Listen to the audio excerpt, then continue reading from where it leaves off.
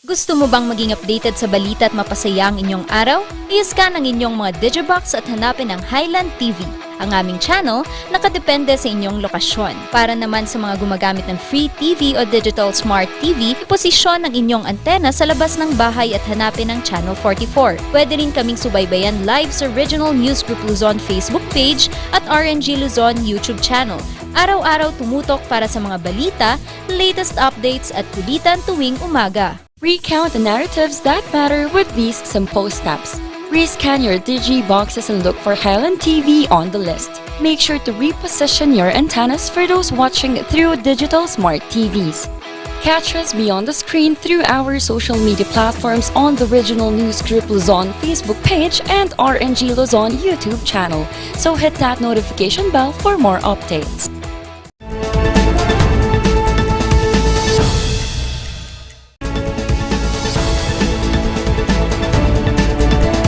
Narito na ang mga nagbabagang balita. Tatlong bahay sa Bontoc Mountain Province tinupok ng apoy. Mga Pilipinong gustong magtrabaho abroad, dumarami. Pagtatayo ng mas maraming irigasyon, pinagtutuon ng pansin ng NIA Cordillera. Buhawi, nanalasa sa baybayin ng Bangar La Union. At mga kakaibang bulalo, patok ngayong tag-ulan.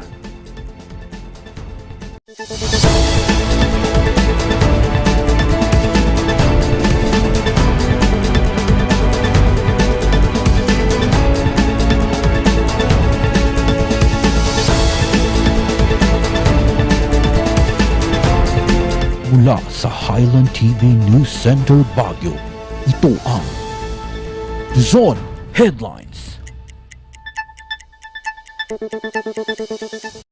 Naimbag Gamalam Amianan Aluzon, hatid namin ang mga maiinit at mga bagong mga balita.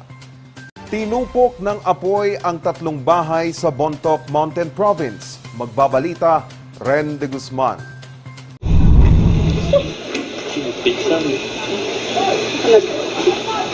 Binulabog ng sunog ang tahimik sanang gabi ng mga residente ng Camp 1st Lieutenant Jeronimo F. Montes, Bontoc Mountain Province kagabi.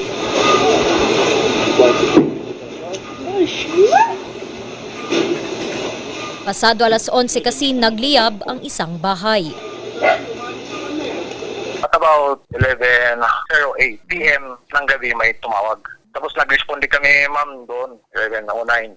Yung situation ulit dyan, dalawang bahay na yung nasusunog. Kaya nag-clear agad yung OIC namin ng second alarm.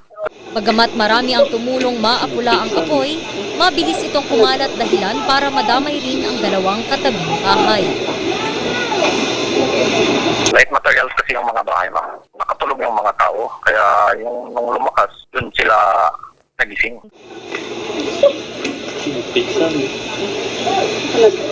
12:27 na naideklara ang fire out. Wala namang nasaktan sa nasabing sunog. Inaalam pa ang sanhi at halaga ng danyos ng sunog. Kasalukuyang nakikitira ang mga nasunugan sa isang bahay sa poblasyon Bontoc Mountain Province at kanina'y hinatiran sila ng tulong ng pamahalaang lokal ng Bontoc, MDRRMO at Municipal Social Welfare and Development Office. Ren de Guzman para sa Luzon Headlines. Unti-unting dumarami ang mga Pilipinong gustong magtrabaho sa abroad. Ito'y dahil sa unti-unting pagbangon ng mga bansa mula sa pandemya. Narito ang report. Matapos magpagamot dito sa Pilipinas, handa nang bumalik sa Dubai si Edward. Sa aming mag-asawa naman, kunting ipon lang at mag-stay na ako dito sa Pilipinas. Ma-enjoy naman ang life. Ayon sa OWA, matapos kasi ang 2 taong pandemya, unti-unti nilang naoobserbahan muli ang pagdami ng mga Pilipinong gustong magtrabaho sa abroad. Ng mga nag-a-apply for overseas work para mag-undergo po ng pre-departure orientation seminar. So nakikita natin na every Thursday kung saan ito yung schedule ng PIDOS natin dito sa Baguio, ay dumarami na po. Before, from 3 o 2, ganun lang. Ngayon ay more than, almost 20 na yung mga nagpapapidos sa amin. Ayon sa OWA, dahil ito sa unti-unting pagbubukas muli ng ekonomiya ng ibang bansa. Nanguna sa pagbubukas ang mga bansa sa Middle East, Europa, Canada, US, Australia, Hong Kong at Singapore. Kaya bago mang ibang bansa, inihikayat ng OWA ang mga ito na maging miyembro ng OWA. Kahalaga ng OWA membership para sa ating mga kababayang OFWs dahil anytime po kailangan natin ang tulong na mula sa ating opisina. Lalo na lahat ng mga kine-create or pinapa-implement na OWA programs and services po ay kailangan tinitignan po yung validity ng kanilang OWA membership. Papasalamat ako dahil nandyan ang OWA tumutulong sa mga OFW na nangangailangan. So malaking tulong para sa amin mga OFW. Samantala, binabantayan ng OWA ang mga OFW sa Sri Lanka. Ito'y dahil sa patuloy na krisis sa ekonomiya ng bansa. The Sri Lankan government is really doing its best to be able to stabilize the situation. But more than the rallies, ang pinakamabigat talaga na hinaharap ng mga kababayan natin doon is yung rising prices, tsaka yung 45% kasi yung inflation pagdating sa presyo ng mga bilihin. Sa ngayon, aabot sa halos 500 mga Pilipino ang nasa Sri Lanka. Inaalam ngayon ng OWA ang mga pangangailangan ng mga OFWs at kung sino ang mga gusto nang magpa-repatriate. Charles Nicolimon para sa Luzon Headlines. Tinututukan ngayon ng National Irrigation Administration ang pagtatayo pa ng mas maraming mga irigasyon. Makakatulong daw ito sa mga magsasaka, lalo na't pataas ng pataas ang mga bilihin. Magbabalita, Ren de Guzman. Malaki ang ambag ng tubig sa bawat ani ng mga magsasaka. Yung cropping season natin, 2 to 3 seasons every year, pero depende yan sa area. At depende rin yun dun sa, yun nga, yung climate natin. Pag okay yung supply ng gulay natin, I mean yung ulan, supply ng tubig sa mga areas na hindi natatamnan pag summer, we expect na magiging 3 seasons yan or 3 croppings yan. Maraming mga farms dito sa Benguet ang talagang rain-fed lang. Kumbaga umaasa lang sa ulan. Kaya natatamnan lang yung mga area na yun kung may ulan, kung tag-ulan. Kaya naman, para mas madagdagan pa ang ani ng mga magsasaka, plano ngayon ng National Irrigation Administration Cordillera ang pagtatayo ng karagdagang mga patubig. Sa agriculture, number 1 yung irrigation water. Kasi kung walang irrigation water, hindi rin mabubuhay yung mga itatanim natin. Ngayong taon, 2022, mayroon tayong allocation na 1.9 billion. Ongoing yung mga projects dyan na kinoconstruct. Ang total ng projects within CAR region is 202 projects. Kuwan yan. Sa Abra may 33 projects, nag-umpis na rin. Sa Apayao may 14. Sa Benguet may 31 projects. Sa Ifugao may 12. Saka sa Kalinga, 62 projects, Mountain Province, 49. Lahat raw ng ito ay target matapos sa Disyembre. Malaki raw ang epekto nito sa mga magsasaka. But definitely, yung paglalagay nila ng mga irigasyon sa mga rain-fed na mga farms ay malaking tulong din yan para mas dumami pa yung volume ng mga gulay natin. Pag hindi natin yun mabawi sa presyo, at least man lang sa volume natin mababawi. Kasi ang ano dito, yung shortage, yung pagtaas ng mga farm inputs natin will greatly affect the farmers. Makatutulong rin daw tayo sakaling matuloy ang inaasahang food shortage. We have to feed the Filipino people first. Kasi kahit sinasabi natin na maraming tayong production dito sa Benguet, ang problema kasi hindi lahat ng mga gulay ay dumarating dun sa mga nangangailangan talaga. Kinukulang tayo actually sa, kumbaga, maraming binabasura dito sa atin, pero maraming mga nagugutom dito sa Pilipinas, hindi umaabot yung gulay natin doon. So siguro we first solve the problem muna dito pag may extra production tayo. May mga proyektong patubig na ring itinatayo sa Apayao at Ifugao. 120 irigasyon na sa rehiyon ang natapos ng ipatayo ngayong taon. Randy Guzman para sa Luzon Headlines. Susunod, buhawi na nalasa sa baybayin ng Bangar La Union. Yan at iba pang mga balita, abangan.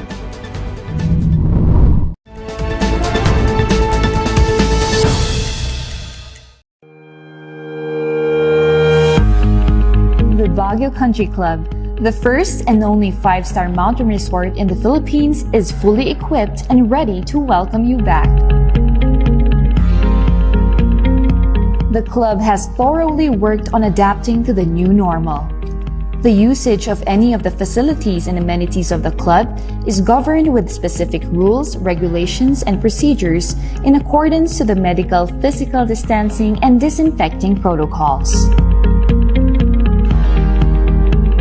And as you return back here to your second home and make new memories with us, we assure you that at the Baguio Country Club, you do not have to worry because we can assure you that the club continuously puts great importance to the health, safety, and wellness of its members, guests, and employees. Coronavirus. Dahil dito, may mga bagay na hindi mo na magagawa.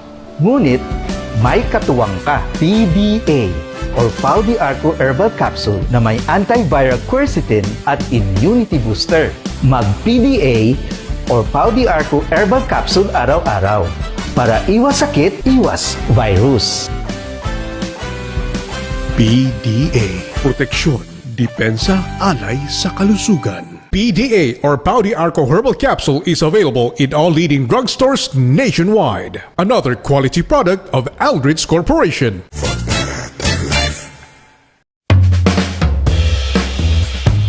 Yes! Ayos to! Ayos to!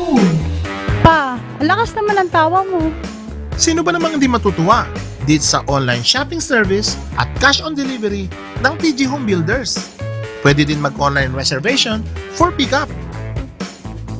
Pa, ano yung sinasabi mo?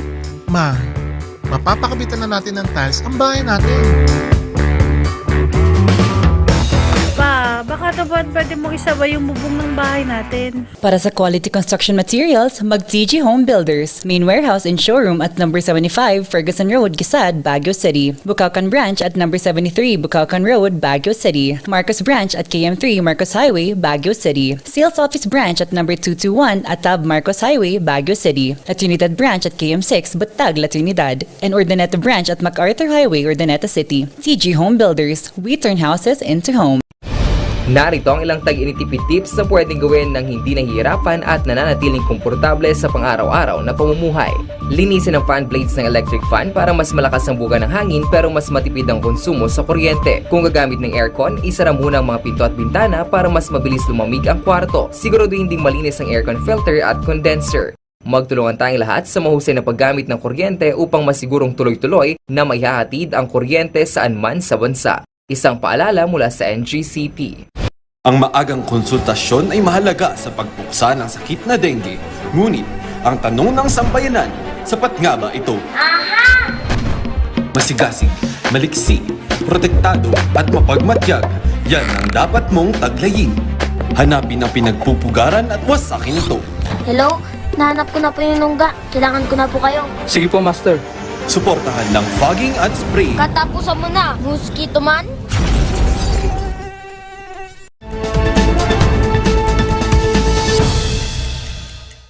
Ikinagulat naman ng mga residente ng Barangay Paratong, Bangar, La Union ang pananalasa ng isang buhawi. Narito ang report.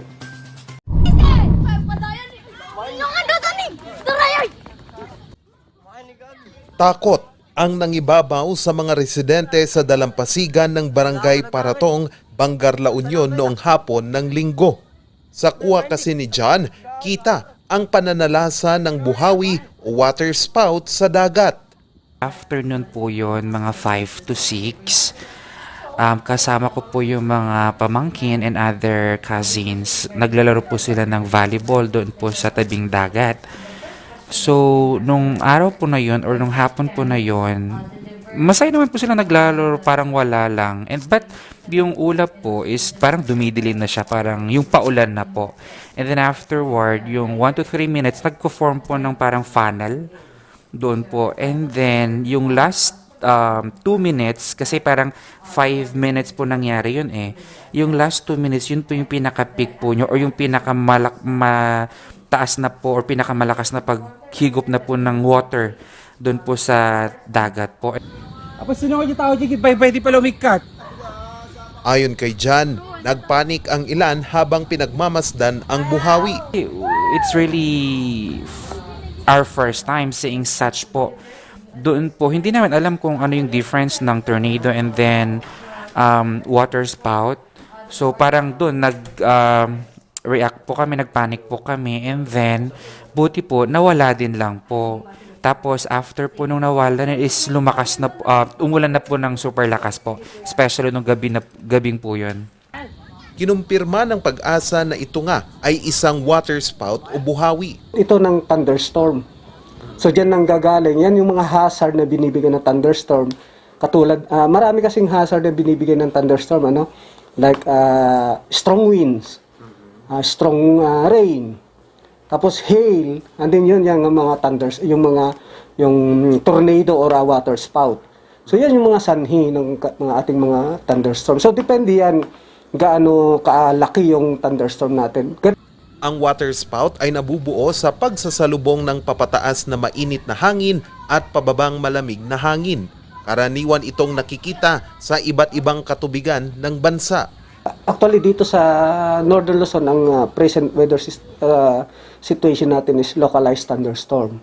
So kapag may ganitong mga phenomena or mga weather system, expected na doon sa mga highly thunderstorm, yung mga malalaking thunderstorm, nagkakaroon talaga ng mga water spout, tornado, and hail, and of course the heavy rainfall. Ayon sa Municipal Disaster Risk Reduction Office ng Bangar, La Union, ito pa lang ang unang pagkakataon na nakapagtala sila ng water spout sa bayan. Payo ng Pag-asa, huwag kaagad magpanik kapag nakakita ng water spout. Kapag nasa karagatan naman, maiging lumayo sa direksyon ng water spout o kaya humanap ng ligtas na pampang at hintaying umupa. Charles Nicolimon para sa Luzon Headlines.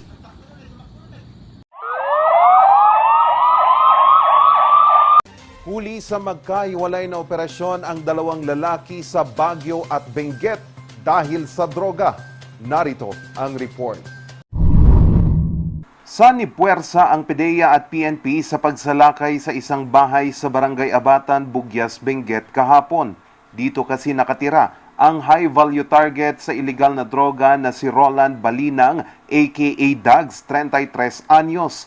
Sa bisa ng search warrant na pinahintulutan ni Judge Marieta Bronner Qualing, Executive Judge ng Regional Trial Court 1st Judicial Region ng La Trinidad, Benguet, hinalughog nila ang lugar. Nakuha ng mga otoridad ang 4 na sachet na naglalaman umano ng shabu. May bigat itong 2 gramo at nagkakalaga ng 13,600 pesos. Sa Baguio City naman, arestado ang isang Nigerian national sa Barangay Luwakan Proper, Baguio City. Kinilala itong si Gabriel Chizurob, 38 anyos, kung saan magsisilbi lang sana ng warrant of arrest ang pulisya sa kaso nitong theft.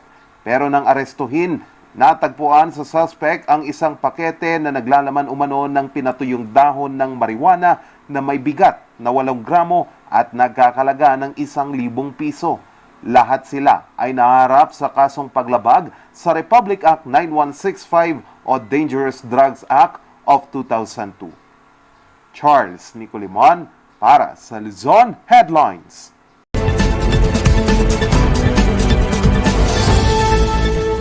Yung data privacy law. And meron tayong 2 types of privacy under the data privacy law. One is the so-called decisional and the other is informational.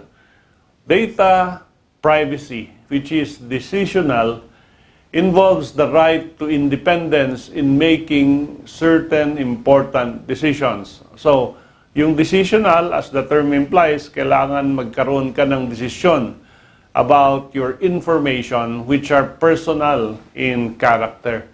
Informational privacy, on the other hand, refers to interest in avoiding disclosure of personal matters. And of course, pag sinabi nating data privacy law, ito ay tungkol sa informational privacy. Now, yung data privacy law applies to both natural and juridical persons. So, natural persons, tayo yun. Yung juridical persons, corporations, and even government, non-government organizations, non-government corporations, or government corporations. At pag data privacy, meron kang certain rights pag you give out your information. And of course, one of them is the right to be informed. Kung gagamitin ang iyong data or it has been processed or the data will be used for any other purpose except that which is being required. For example, pag nagbigay ka ng data sa isang bangko, ang purpose nun is only supposedly for the bank. Pag ito ay pinasa niya sa isang marketing firm or pinasa niya sa isang telecommunications firm at bigla kang nakaka-receive ng advertisement or offers from these companies at na-trace mo na yung data na binigay mo ay galing sa isang bangko, then they are violating the data privacy law. Of course, pag nagbigay ka ng data sa institution, kasama yan yung personal data na na-enter sa system nila, and kasama yan yung all other information that may be required and which will be considered as personal and privilege. And of course, pag nagbigay ka ng data under the data privacy law, you also have the right to access yung data na yan. Kasi data mo yan eh. And hindi pwedeng i-withhold ng, for example, again, bangko, yung data na binigay mo from you. But hindi rin nila pwedeng ibigay yung data na binigay mo without your authorization. So ito yung mga ibang bagay under the data privacy law.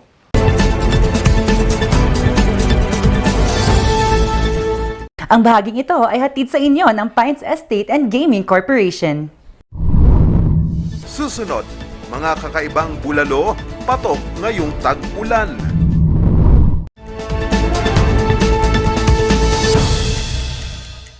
Ang maagang konsultasyon ay mahalaga sa pagpuksa ng sakit na dengue. Ngunit, ang tanong ng sambayanan, sapat nga ba ito? Masigasig, maliksi, protektado at mapagmatyag, yan ang dapat mong taglayin. Hanapin ang pinagpupugaran at wasakin ito. Hello? Nahanap ko na po yung nungga. Kailangan ko na po kayo. Sige po, Master. Suportahan ng fogging at spray. Katapusan mo na, mosquito man. Gusto mo bang maging updated sa balita at mapasaya ang inyong araw? I-scan ang inyong mga Digibox at hanapin ang Highland TV. Ang aming channel nakadepende sa inyong lokasyon. Para naman sa mga gumagamit ng free TV o digital smart TV, iposisyon ang inyong antena sa labas ng bahay at hanapin ang Channel 44. Pwede rin kaming subaybayan live sa Regional News Group Luzon Facebook page at RNG Luzon YouTube channel. Araw-araw tumutok para sa mga balita, latest updates at kulitan tuwing umaga. Masakit ba ang likod, ang kasu-kasuan? Namimitik o masakit ang iyong kalangan? May rayuma, arthritis o nahihilo? May stiff neck, flatulence o masakit ang ulo? Sa Pauliniment, ginhaway, garantisado. Pauliniment, isang pahid ka lang. Dahil walang out sa Pau! Sa milk tea ng batang 90s, taratatin ang itrahay. Ang batang 90s milk tea, di ka magsisisi, promise. Sa milk tea ng batang 90s. Ayun, may target na ako. Lagot ka sa akin! Sa panahon ngayon, dumarami na naman ang lamok. Oras na para mag-4S. Una, suyurin at sirain ang pinagmumulan ng mga lamok. Pangalawa, sarili ay protektahan laban sa lamok. Pangatlo, sumangguni agad sa pagamutan kapag may sintomas na ng dengue. Pang-apat, sumuporta sa fogging or spraying kapag may banta na ng outbreak. Pangalagaan ang sarili laban sa kagat ng lamok. Mag-4S tayo para dengue out! Narito ang ilang tag-initipid tips na pwedeng gawin ng hindi nahihirapan at nananatiling komportable sa pang-araw-araw na pamumuhay. I-defrost ang ref kapag lampas na sa 1/4 pulgada ang yelo. I-check ding mabuti ang pinto ng ref para masigurong hindi tumatagas ang lamig. Bawasan din na maggamit ng maraming ilaw. Linisin at tanggalin na lang dumi at alikabok sa mga bumbilya para mas maging maliwanag ang mga ito. Magtulungan tayong lahat sa mahusay na paggamit ng kuryente upang masigurong tuloy-tuloy na maihahatid ang kuryente saan man sa bansa. Isang paalala mula sa NGCP. Bazaar Music offers a complete line of musical instruments.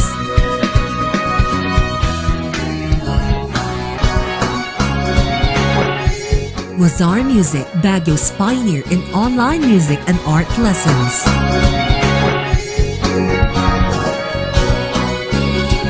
Bazaar Music, bringing music closer to your hearts.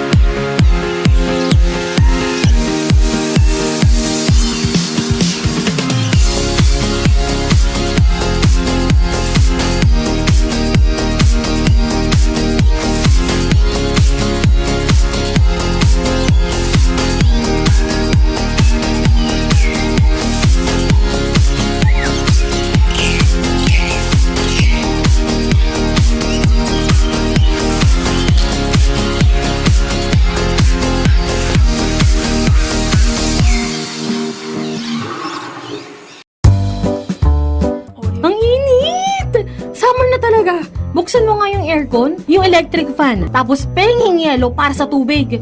Teka, masyado namang magastos sa kuryente yan. Huwag kang mag-alala, pwede pa rin naman magtipid ng kuryente nang hindi nanlalagkit sa init. Yung electric fan, para mas malakas ang buga ng hangin, linisin ng fan blades. Kung gagamit naman ng aircon, isara muna mga pinto at bintana para mas madaling lumamig ang kwarto. Dapat malinis din ang aircon filter at condenser. Para mas efficient naman ang paggamit ng ref, i-defrost ito kapag nasa 1/4 pulgada na ang yelo. I-check din ang pinto para siguradong di tumatagas ang lamig. O diba, hindi kailangan tumagaktak ang pawis sa pagtitipid. Magtulungan tayong lahat sa mahusay na paggamit ng kuryente. Yan ang ilang tag-init-tipid tips mula sa NGCP.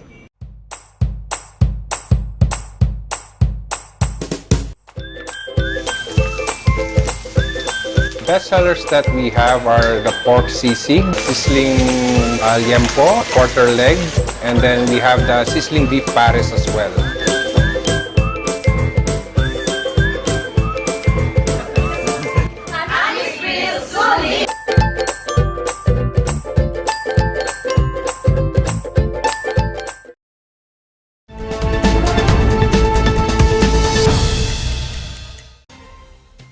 Hanap nyo naman ang pampainit ngayong tag-ulan? Swak po sa inyo ang kakaibang bulalong handog ng isang kainan sa Baguio City. Ating silipin yan sa report ni Randy Guzman. Tag-ulan na naman! Marami ang matatakam sa mga pagkaing papawi sa lamig ng panahon. Gaya na lamang ni Jomar na ang kasagutan sa hinahanap ay ang kimchi bulalo ng isang kainan sa Camp 7, Cannon Road, Baguio City.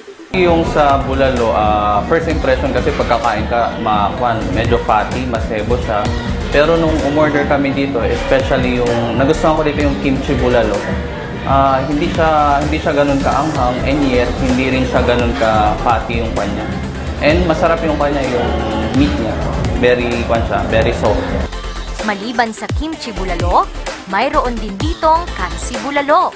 Ito ang kauna-unahang kainan na nagsiserve ng kansi style o lutong Bisaya sa Baguio City.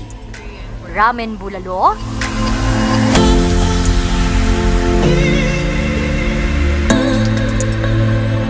bone marrow ensalada na may sayote, at kung ano-ano pang nakakatakam na pagkain.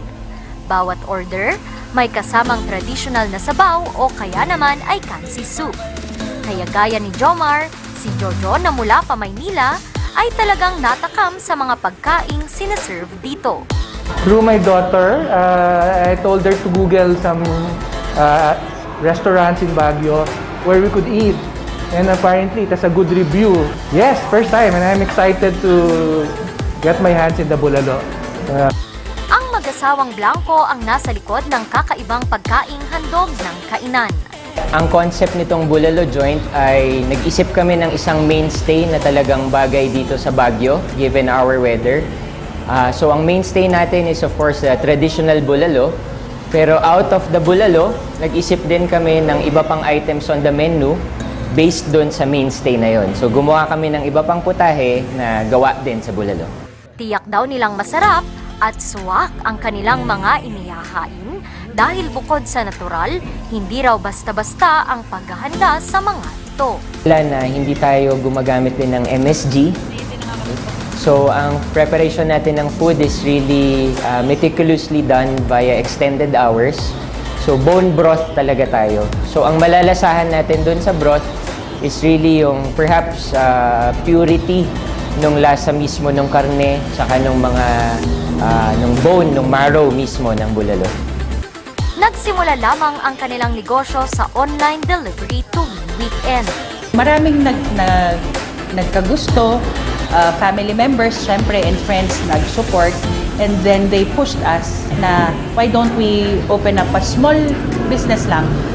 Hindi nga ganito kaganda or kalaki yung iniisip namin, but this is also a blessing na meron kaming gantong place. Sikreto raw nila, laging ihain ang mga tummy-worthy na pagkain dahil the belly rules the mind.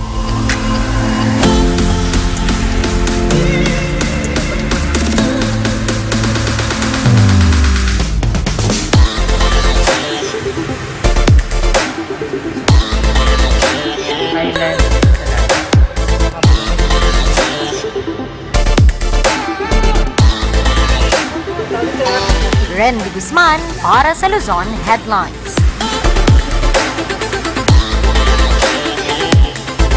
At yan ang mga balitang nakalap ng Luzon Headlines ngayong araw.